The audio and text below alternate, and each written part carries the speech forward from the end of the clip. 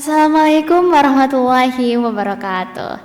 Halo, assalamualaikum dan selamat pagi Sobat Gansut. Bagaimana nih kabarnya kalian? Semoga selalu dalam keadaan baik-baik saja. Nah, Sobat Gansut, perkenalkan nama saya Faiza Suraya, selaku perwakilan dari Satgas PPKS Unsur. Podcast kali ini kita kedatangan pembicara yang pastinya hebat banget yang akan membahas tentang materi topik berkaitan dengan konsep dasar kekerasan seksual terhadap perempuan. Seperti yang Sobat Gensu tahu bahwa memang kekerasan seksual saat ini sedang hype angkanya di masyarakat. Pun juga banyak sekali masyarakat yang sudah mulai aware dengan kekerasan seksual ini. Namun banyak juga dari beberapa masyarakat yang belum paham mengenai konsep dari kekerasan seksual itu sendiri. Oleh karenanya daripada kita berasumsi, mari kita langsung masuk ke sesi diskusi yang dimana sesi diskusi kali ini akan bersama dengan Ibu Dr. Riris Ardanariswari SHMH. Halo Ibu. Halo Mbak Faiza, selamat pagi. Selamat pagi Ibu. Bagaimana Ibu kabarnya pagi hari ini? Alhamdulillah baik, sehat. Oke, baik. Jadi Ibu ini merupakan salah satu bagian dari PPG APM juga nih Bu. Betul. Betul. Saya anggota. Oke, berarti Ibu sering sekali ya Bu menangani atau paham dengan kasus kekerasan seksual yang memang sekarang banyak banget ya Bu terjadi gitu. Ya, kalau dibilang sering menangani dulu sebetulnya kalau bicara Satgas PPKS ialah cikal bakalnya kan ada di PPG APM Unsut itu. Betul, ULPK nih Bu. Iya, ketika ada ULPK dulu kebetulan saya sebagai koordinator dari ULPK. Gitu. Oh, gitu. Berarti kita kedatangan pembicara yang sangat hebat banget nih teman-teman pengalamannya gitu. Nih Bu, kita masuk dulu ya Bu ke tema kita karena kan kita membahas konsep dasar kekerasan seksual gitu ya Bu. Yang dimana kekerasan seksual itu ada dua kata Bu, yaitu kekerasan dan seksual. Tapi sebenarnya apa sih Bu makna di balik kekerasan seksual itu? Ya, kalau kita bicara berkaitan dengan pengertian definisi itu kan artinya ada sebuah pengertian dari kekerasan seksual itu. Kalau kita bicara terkait dengan konsep kekerasan seksual yaitu setiap perbuatan apakah itu merendahkan, menghina, melecehkan atau juga bisa kedua-duanya kemudian menyerang tubuh dan atau fungsi reproduksi seseorang karena ketimpangan relasi sosial dan atau gender yang berakibat atau dapat berakibat penderitaan baik itu psikis atau juga fisik. Nah, ini termasuk juga mengganggu kesehatan reproduksi itu tentunya yang dimaksud dengan kekerasan seksual. Artinya di sini pun juga kita bisa melihat kalau terkait dengan bentuknya tadi ada verbal, non verbal itu juga bisa masuk dalam kategori pengertian dari kekerasan seksual. Oke, bentuknya ada verbal, non verbal. Apakah boleh dicontohkan Bu supaya tidak salah persepsi gitu tentang kekerasan seksual? Ya, kalau itu berkaitan dengan bentuk ya, bentuk kekerasan seksual itu. Terkait dengan kekerasan verbal misalnya ketika kita bicara dari ucapan itu pun juga bisa kemudian bentuk adalah kekerasan seksual. Yang seperti apa misalnya kekerasan seksual itu ketika itu sudah kalau kita bicara misalnya tidak hanya menyangkut fisik, kemudian juga kalau non verbal kan dari kata-kata itu, dari ucapan itu, tapi kalau non verbal dari tindakan itu. Contoh yang mungkin kalau kita bicara yang non verbal memperlihatkan alat kelamin saja itu bisa masuk dalam kategori kekerasan seksual itu. Waduh, seram sekali ya Bu berarti ya. Ya, mungkin Mbak Faiza pernah dengar ketika ada di beberapa daerah kasus begal payudara. Mungkin pernah dengar? Belum Ibu. Itu kan di beberapa daerah juga ketika ada orang sedang berjalan kemudian tiba-tiba ada pelaku ini berhenti mendekati korban langsung memegang payudara dan kemudian lari. Itu juga termasuk kekerasan seksual itu. Kemudian atau juga ternyata ketika ada eksibisionis yang kelainan seksual mempertontonkan alat kelaminnya, ini pun juga misalnya adalah bentuk kekerasan seksual. Wah, berarti banyak sekali ya Bu bentuk-bentuknya. Bahkan itu kan tadi hal-hal yang bisa kita katakan ekstrim gitu ya Bu. Yeah. Kalau hal-hal sesimpel contoh seperti catcalling gitu ya Bu. Yeah. Siu-siu juga termasuk ya Bu ternyata. Betul, itu masuk itu apalagi ketika di sini ada yang seringkali memang kalau kita lihat korban kan perempuan itu, yang menjadi korban kekerasan seksual lebih banyak perempuan itu. Ketika perempuan sedang berjalan kemudian disiul-siul itu kan. Nah ini maksud siul-siulnya apa ini itu kan. Nah itu Betul. juga termasuk dalam kategori kekerasan seksual. Nah, tapi ya Bu, pertanyaannya kan kalau kekerasan seksual itu memang agak gimana ya Bu, kayak kejam juga ya Bu, dan juga menyakiti orang lain gitu. Tapi sebenarnya kenapa sih Bu kekerasan seksual itu dapat terjadi gitu? Kekerasan seksual dapat menimpa seseorang tentunya ketika ada hubungan atau relasi kuasa atau yang tidak seimbang antara pelaku dengan korban gitu. Dimana kalau kita melihat ketimpangan ini bisa terjadi apakah itu karena hubungan subordinasi itu misalnya, itu kan yang banyak terjadi itu. Kalau di lingkungan kampus hubungan subordinasi jelas terjadi antara relasi kuasa antara siapa itu, ya antara dosen misalnya, dosen dengan mahasiswa itu. Betul-betul. Tadi juga itu masuk ke dalam definisi kekerasan seksual dari Permendikbud Ya. itu ya Bu, relasi kuasa gitu. Dosen dengan mahasiswa. Tapi apa bisa ya Bu jika mahasiswa dengan mahasiswa gitu? Sangat mungkin sekali itu. Kalau kita bicara kemungkinan kekerasan seksual itu terjadi bisa kepada siapa saja, antar mahasiswa, antar dosen, antar tendik, Iya. atau juga antara dosen dengan mahasiswa, dosen dengan tendik, ataupun sebaliknya, atau juga orang yang ada di lingkungan kampus itu juga masuk loh. Lingkungan kampus itu seperti apa Bu berarti? Misalnya orang yang bekerja di kantin, Oh iya betul. ada pekerja yang bekerja di lingkungan kampus, misalnya sedang membangun gedung gitu kan. Mereka yang bekerja di lingkungan kampus, atau juga masyarakat umum yang punya hubungan dengan warga kampus. Jadi luas sekali memang. Betul itu. betul.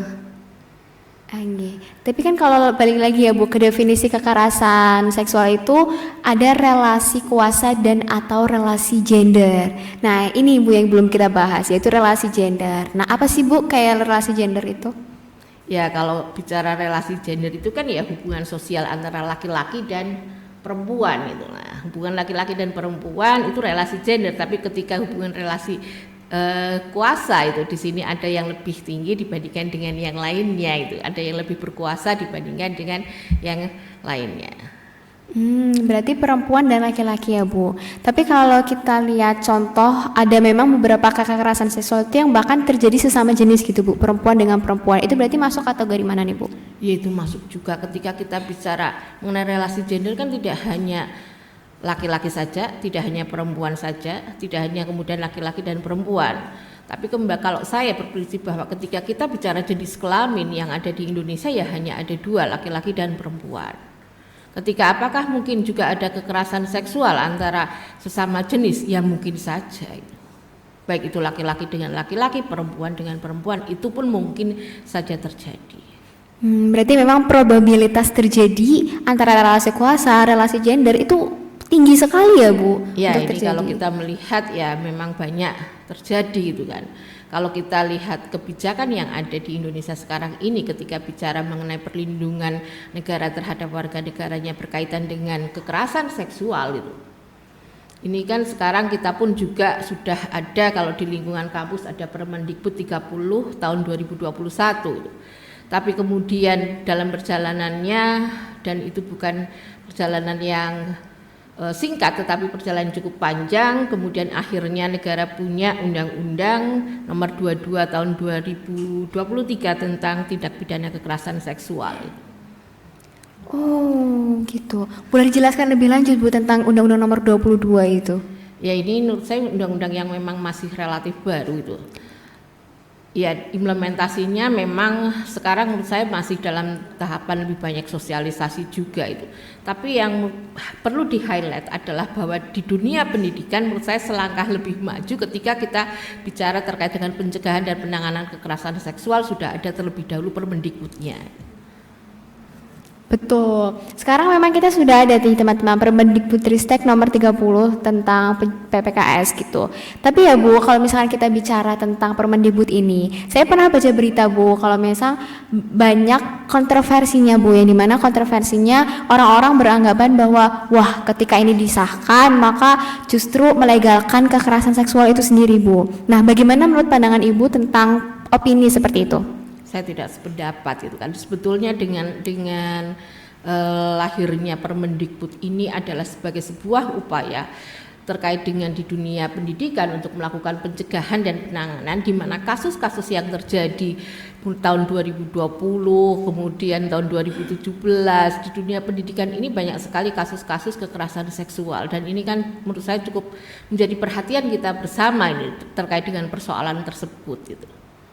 Kalau kemudian kita bicara berkaitan dengan apakah ini nanti juga sebetulnya melegalkan, menurut saya bukan persoalan melegalkan itu. Tapi justru kita berusaha mencegah, terutama pencegahan dulu kan, preventifnya itu. Mencegah jangan sampai terjadi kasus-kasus kekerasan seksual yang sudah banyak terjadi di masyarakat. Dan menurut saya kasus KS ini berkembang luar biasa apalagi di era digital seperti sekarang ini. Betul sekali, banyak sekali ya Bu di era digital yang banyak orang-orang tidak paham atau tidak mau tahu gitu ya Bu, kalau misalkan kekerasan seksual digital pun ada. Mari bicara tentang itu gitu Bu. Nah apa saja sih Bu kayak bentuk-bentuk KS di digital gitu? KS digital banyak sekali, yang sekarang itu kemarin saya baca di media ada sebuah kejahatan lagi dengan video call itu. Video call dari nomor yang tidak dikenal itu. Kemudian diangkat, ternyata yang telepon itu tidak menggunakan pakaian dan kita tidak kenal itu. Ketika kemudian wajah kita dihadapkan dengan telepon kita kemudian video call seperti itu kemudian digunakan sebagai kejahatan yang nantinya untuk mengancam korban yang tadi ngangkat telepon itu. Padahal kan kita nggak kenal, kita kaget karena ada telepon itu kemudian diangkat. Itu sekarang yang marak seperti itu. Saya baca di media ini luar biasa ini kan. Kadang apalagi kan ada telepon, kadang rasa kepo pasti kan, ini siapa ya gitu yang telepon. Nah ini, ingin tahu diangkat, kemudian ketika video lah ini yang kemudian banyak disalahgunakan. Jadi hati-hati. Atau juga kemudian ketika KS yang banyak terjadi juga ketika model apa serba di pub gitu kan, foto di mana sama pacar di pub, itu pun juga kadang disalahgunakan yang akhirnya menjadi bentuk kekerasan seksual. Wah benar, itu pun ini ya Bu, serem sekali gitu ya. Ternyata banyak sekali gitu bentuk-bentuknya yang ada di digital juga terutama. Apalagi sekarang banyak juga seperti halnya bahkan teks gitu ya Bu, texting, kemudian komentar-komentar yang berpengaruh ke kekerasan seksual gitu ya Bu. Iya. Oke. Nah nih Bu, kalau misalkan kita membahas kembali tentang Permendikbudristek nomor 30, apakah penerapannya sudah baik gitu Bu di universitas kita sendiri gitu di Unsud? Kalau penerapannya sudah baik atau belum, menurut saya masih dalam tahapan terus harus mensosialisasikan kepada seluruh elemen yang ada di dalam kampus itu sendiri. Karena saya sering juga ya dengar dari teman-teman dosen sendiri kadang masih menanggapi juga itu Permendikbud apaan, itu peraturan rektor apaan sih, membatasi bergaul gitu kan, membatasi kita mau guyonan gitu. Itu masih ada anggapan-anggapan seperti itu juga itu. Nah, kalau misalkan kita bertemu ya Bu dengan orang yang seperti itu, sebaiknya bagaimana sih Bu langkah kita untuk menanggulangi atau menghadapi hal itu gitu? Ya kalau saya berusaha kemudian menjelaskan maksudnya bukan seperti itu gitu kan. Ini justru untuk memberikan perlindungan itu. Ya kalau kemudian memang sering guyonan yang kemudian akhirnya menjurus pada bentuk-bentuk KS yang verbal, ya ini juga memang harus dikurangi, itu harus dihilangkan. Ini yang menurut saya yang mungkin kadang tanpa disadari bahwa itu adalah kekerasan seksual gitu loh. Ini harus memang dihilangkan itu. Ya mungkin ini memang tugas kita bersama untuk terus kemudian memasifkan kaitannya dengan pemahaman mengenai pencegahan dan penanganan kekerasan seksual itu. Oke, berarti kuncinya di preventif yaitu edukasi ya Bu? Ya betul. Lantas bagaimana sih Bu bentuk edukasinya sekiranya efektif gitu untuk merubah persepsi orang itu? Edukasi yang efektif menurut saya harus yang masif. Jangan cuma berhenti hanya sosialisasi satu kali, kemudian sosialisasinya juga kadang hanya secara massal gitu. Menurut saya masih perlu dilakukan lagi secara masif, bukan hanya sekali saja sudah berhenti itu. Harus terus disosialisasikan dan mungkin kita harus tebarkan virus-virus anti kekerasan seksual. Waduh, seperti apa tuh Bu virusnya? Nah ini pemahaman itu ya, edukasi itu ke mahasiswa, ke dosen, ke tendik gitu kan. Jadi ini memang mengubah mindset itu kan juga bukan sesuatu yang akan berubah sehari jadi, sejam 2 jam jadi. Sosialisasi hanya 2 jam. Apakah kemudian dapat mengubah langsung perilaku seseorang? Menurut saya kan tidak juga. Paling tidak memang salah satu yang dapat dilakukan dengan sosialisasi itu ya sebagai sebuah upaya untuk edukasi. Tapi jangan hanya berhenti sekali itu, yang masif itu. Waduh, oke. Jadi sebenarnya adalah PR kita bersama ya teman-teman. Pun dari kita nih sebagai mahasiswa, misalkan contoh bagian dari organisasi atau bagian dari UKM juga bisa ikut menyuarakan gitu tentang pencegahan kekerasan seksual. Ataupun juga kita individu gitu ya, juga bisa ikut menyuarakan betul ya Bu? Betul. Oke. Terus saya ingin bertanya lagi nih Bu, bagaimana cara kita untuk bisa menciptakan lingkungan yang lebih aman dan mendukung nih Bu bagi semua individu dalam menjaga kekerasan seksual gitu. Ya, ketika kita bicara bagaimana sih cara menciptakan lingkungan yang aman itu, kita kan menginginkan tentunya kampus yang zero kekerasan seksual itu kan. Salah satunya ya tentunya dengan sarana prasarana yang mendukung untuk zero kekerasan seksual itu sendiri. Misalnya apa itu? Contoh-contohnya yang menurut saya mudah adalah ketika aktivitas mahasiswa itu kan juga mungkin ada batasan-batasan yang jelas itu kan. Kaitannya dengan jam malam menurut saya ini juga di kalangan mahasiswa masih banyak yang dilanggar juga itu kan. Betul, melebihi jam 10 gitu. Nah, itu kan. Ini menurut saya juga salah satu langkah kan itu. Kemudian ketika langkah yang nyata itu kalau bimbingan skripsi ya di kampus itu, enggak kemudian di luar kampus ataupun di tempat-tempat yang lainnya. Dan jam kerja itu di kampus kalau ketemunya malam juga bahaya gitu kan. betul. Ya. Ternyata ini peran kita bersama juga ya teman-teman untuk mencegah kekerasan seksual agar lebih aman gitu ya Bu.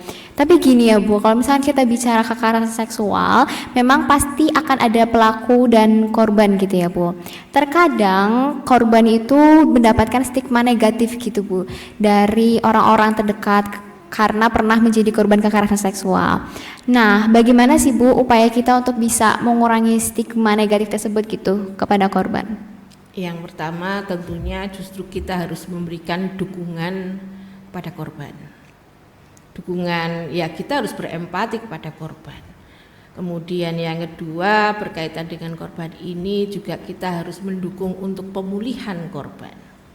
Apa sih yang dapat kita lakukan untuk pemulihan korban itu? Nah, misalnya apakah kita kemudian menyarankan harus konsultasi ke psikolog dan sebagainya, itu yang mungkin menurut saya bisa dilakukan. Kemudian juga kaitannya dengan kita harus ya hapuskan mitos dan juga stigma stereotip gitu, kaitannya dengan pemahaman gender ini yang menurut saya juga perlu terus masifkan juga ke masyarakat, baik masyarakat kampus ataupun juga masyarakat secara umum itu, karena persoalannya sebetulnya kan juga terkait dengan kesetaraan dan keadilan gender. Ketika masyarakat belum memahami mengenai kesetaraan dan keadilan gender itu sendiri itu.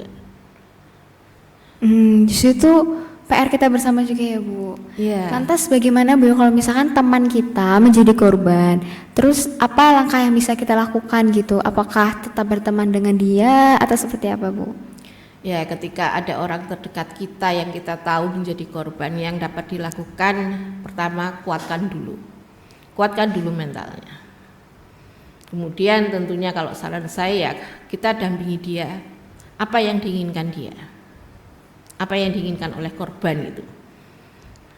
Tidak bisa juga kemudian kita langsung ayo kita lapor ke polisi langsung, itu kan nggak bisa juga. Tapi apa sih yang diinginkan korban, ini kita dengarkan, kemudian tentunya kita ajak korban ini untuk speak up. Kalau diam-diam saja juga itu nggak akan menyelesaikan masalah. Dan untuk speak up ini memang kalau kita melihat, menurut saya juga ya belum banyak keberanian dari para korban untuk speak up juga. Dan ini menurut saya juga harus diberikan pemahaman, edukasi gitu kan. Iya betul. Kenapa ya Bu orang-orang sedikit sulit gitu untuk bisa speak up tentang kekerasan seksual yang dialaminya gitu? Ya ada kekhawatiran dia akan kemudian si korban ini malah akan menjadi korban lagi. Ada kekhawatiran seperti itu dan juga bisa jadi sampai ada ancaman pun itu mungkin sangat mungkin sekali itu ya. Makanya kita harus mendampingi korban ini, kemudian kita harus juga betul-betul apa sih yang diinginkan korban ini, dan kemudian kalau sudah mungkin secara emosional sudah mulai stabil, ayo kita speak up lah ini.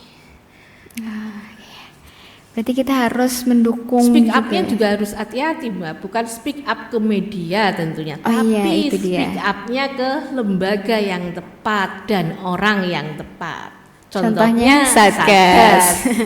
Lainnya kalau ceritanya kemudian ke media juga nggak akan memberikan solusi kan, tapi cerita ke lembaga yang tepat. Kalau di kita ya di Unsud ya ada Satgas PPKS ini. Menurut Ibu kenapa Satgas PPKS bisa dipercaya gitu Bu? Karena memang banyak orang-orang di luar sana yang mungkin belum percaya gitu. Satgas PPKS ini harus dipercaya oleh banyak orang ya. Ini adalah lembaga yang formal, ada di perguruan tinggi yang punya kewenangan untuk melakukan pencegahan dan penanganan kekerasan seksual itu. Ya lembaga ini harus, kalau bicara lembaga ini harus dipercaya, iya, orang-orangnya pun kan menurut saya bukan orang-orang sembarangan, melalui sudah tahapan seleksi itu kan sudah ada itu.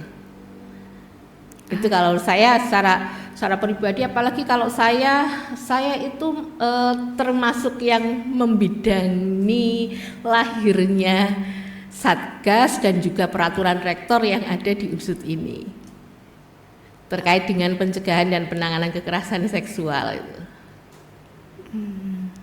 Berarti memang banyak ya Bu pengalamannya. Ya, alhamdulillah gitu. Itu juga waktu itu keterlibatan mahasiswa ketika menyusun peraturan rektor itu saya salut luar biasa juga. Ketika jadi peraturan rektor itu bukan peraturan rektor yang muncul secara tiba-tiba, tapi kita betul-betul mengadakan public hearing dengan mahasiswa sampai beberapa kali pada saat itu. Ternyata melibatkan mahasiswa ya Bu dalam pembentukan peraturan itu. Kira-kira berarti apa peran mahasiswa dalam pembentukan peraturan rektor itu Bu? Ya kami berusaha minta juga masukan-masukan dari para mahasiswa terkait dalam tahapan penyusunan rektor itu. Kemudian juga kita libatkan dalam diskusi yang beberapa kali kita lakukan pada saat itu. Ternyata gitu nih teman-teman, histori dari peraturan rektor gitu ya yang ada tentang pencegahan KS gitu di Unsur. Nah itu dia teman-teman, merupakan akhir dari sesi kita. Tapi sebelum ditutup nih Bu, mungkin Ibu punya kata-kata atau pesan gitu ke pendengar kita di podcast kali ini gitu. Ya, marilah kita sama-sama baik dari teman-teman mahasiswa, dosen, tendik dan juga masyarakat kampus, kita mewujudkan kampus yang aman, kampus yang zero kekerasan seksual. Tanpa kerjasama dari semuanya menurut saya tidak akan pernah terwujud. Oke, terima kasih Bu Riris. Betul, berarti kuncinya kerjasama gitu Bu. Betul. Oke, terima kasih Bu Riris atas kesempatannya yang diberikan untuk sharing-sharing di podcastnya Satgas PPKS. Semoga informasi yang didapatkan pada podcast kali ini bisa menambah pengetahuan dan juga menambah informasi kalian yang bisa kalian sharing juga ke teman-teman terdekat kalian. Terima kasih dan wassalamualaikum warahmatullahi wabarakatuh. Sampai berjumpa di podcast berikutnya.